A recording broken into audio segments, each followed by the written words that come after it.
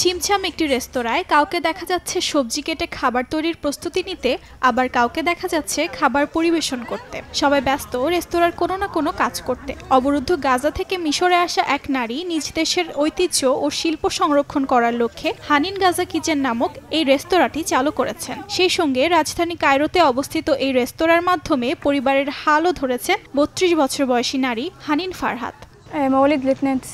আমরা মিশরে মার্চ মাসে আসি। আমরা চিন্তা করলাম একটি নতুন প্রকল্প চালু করা যাক, যার মাধ্যমে নিজেদের উপার্জন হবে, আবার শিশুদেরকে সহায়তা করা যাবে। আমরা এখানে মোট ১৬ জন কাজ করছি। হানিন গাজা কিচেনে চলছে এক বিশেষ ওয়ার্কশপ, যেখানে আগত গ্রাহকরা নিজেরাই গাজার ঐতিহ্যবাহী খাবার রান্না করতে কর্তৃপক্ষকে সাহায্য করতে পারবেন। সেই সঙ্গে শিখে নিতে পারবেন গাজার ভিন্নধর্মী ঐতিহ্যবাহী রেসিপিগুলো। সবাই ব্যস্ত নিজেদের কাজগুলো ঠিকমতো করতে ও পর্যবেক্ষণ করতে। কাউকে আবার দেখা যাচ্ছে নিজেদের রান্নার রেসিপিকে ক্যামেরাবন্দি করে নিতে। রেস্তোরাঁটির রয়েছে নিজেদের ইনস্টাগ্রাম অ্যাকাউন্টও।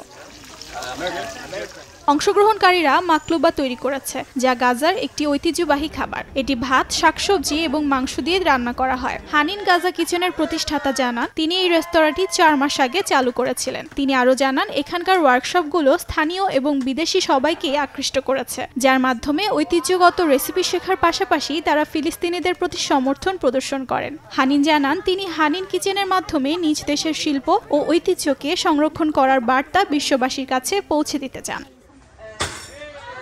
অর্জিতা শাহজিন, সময় সংবাদ।